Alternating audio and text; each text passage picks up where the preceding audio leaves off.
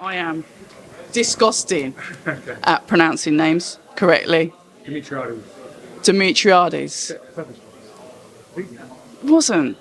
October Red Boxing here with the coach, the trainer, the teacher of KSI, Demetriades. Have I got that right? You have. Welcome. Big fight he's got on his hands. How long have you been coaching KSI? Because this is the first time I believe we've met. Yeah, I've been coaching KSI now for a few years. So for all of his fights after Logan, I've been coaching for his last 3 wins. And before that, during lockdown, I've been coaching him. So a while. What is he like to coach? Obviously, we don't really get anywhere near him. So we don't really know what his offline personality is like. You will know him better than anybody else being his coach. What is it like to train him? He's just a massive hard worker, like a real diligent, a kid that you'd want in the gym. The kid that you've got, besides he's talented, you've got a hard-working kid, and that hard work beats talent when talent doesn't work hard. It's one of those kids where you want that in the gym all the time. He's a kid that people look up to. We look at this fight that's come up, and it has come up at kind of like an awkward time because obviously there's been some stuff going on online. I've got to admit, usually when I see KSI, he is literally like a ball of energy, a ball of light, smiling, laughing, joking. But we saw he's kind of like a bit down in the dumps. Yeah. I mean, talk to us about that. Yeah, I think like I said, I don't think that you wouldn't be human if you couldn't show the emotions of what's going on in your life, in your day to day. I mean, if he was laughing and joking, it wouldn't be him. So he's only being real, and he's affected by what's going on, and he's taking measures to be a better person and to be better at his job and to be a better human and be more understanding and have more, just understand also the position he's in as well. It's super important that he's loved by a lot of people and he's got to conduct himself a certain way. And it's some of these things where we all make mistakes, but ultimately he's a man. He's accountable for that. I think it's super important. And how will that affect obviously your relationship with him? Because you've got to sort of like say, look, this is bigger than boxing now. You are part of a major brand, like you said, people are looking up to. Yeah.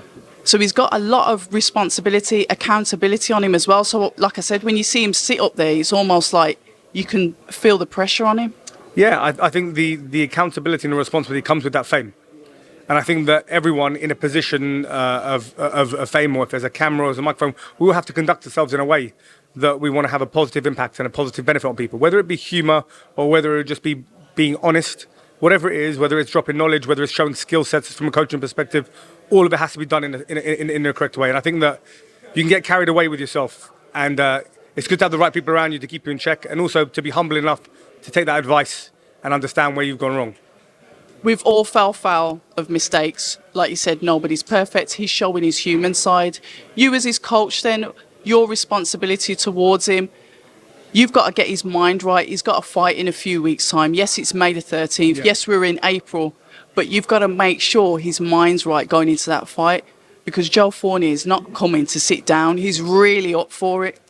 Yeah, look, I think, like I said, we came off the flight Tuesday, 7 a.m. in the morning, and we were sparring by 8:30. We had 6 rounds in the bank, hard rounds against a 12-0 pro.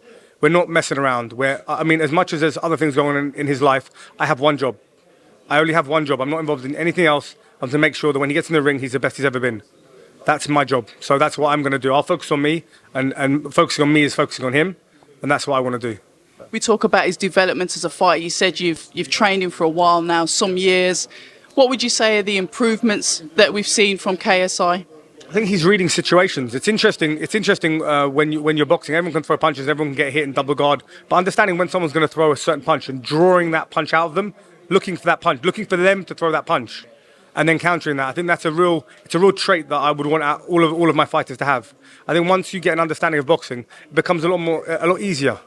The idea of punching pads and the idea of hitting bags, for me, is irrelevant. The idea of having a target in front of you that you can control and manipulate and understand what they're doing, I think that's what makes good fighters and good boxers and good just combative athletes.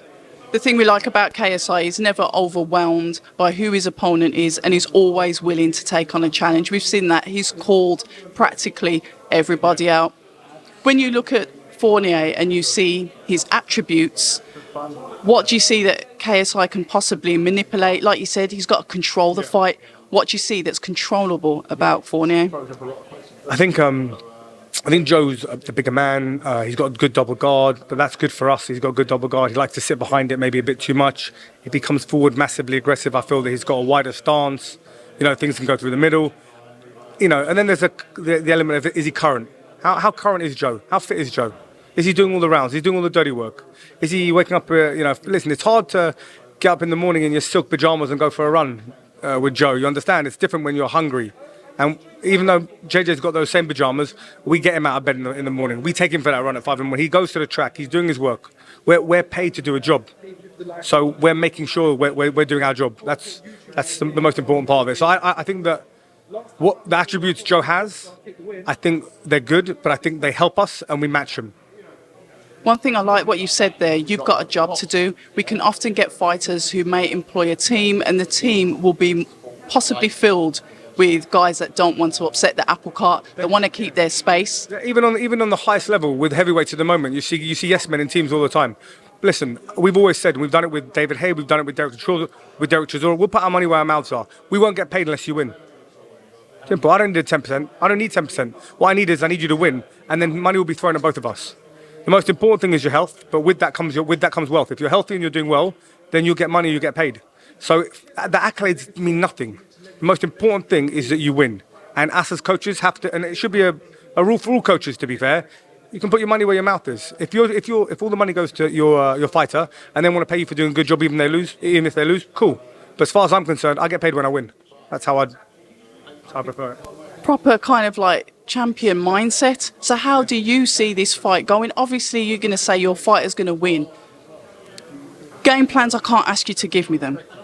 But what would be the ideal outcome? Yes, a knockout. Yes, a stoppage. But when? Yeah, I think ideally it would be great for JJ to get some professional boxing rounds with Joe under his belt. I think the idea that you can't just find your timing. I think you might have to work your timing. You might have to land a little bit, maybe get hit a little bit, trying to bring him onto a shot, find out where he's at, and then pick the shot that you want and make it poetic and make it perfect. That's the idea of it. In my world, a perfect punch is when you've worked out your opponent and you understand when he's going to walk onto a shot. And when a guy walks onto a shot, he doubles and triples that power. So I want him walking onto a shot rather than hitting him. I'd like him to walk onto it. We like it. I'm getting super excited just listening to it. I always like to speak to coaches because you are kind of like the brains behind what happens with the fighters. Yes, they've got to use their boxing brain, but when they come back into that corner, they'll need you for those good words that can help them win the fight. Listen, I've got to wrap it up. All the best. A pleasure to speak to you, and hopefully I'll see you fight week. Appreciate you. Thank you so much. Hi, and thank you for watching October Red Boxing. Like, subscribe, and tap the bell for notifications. You can also find us on Instagram at October Red Boxing and on Twitter, October Red UK. And remember, at October Red, we stay ready.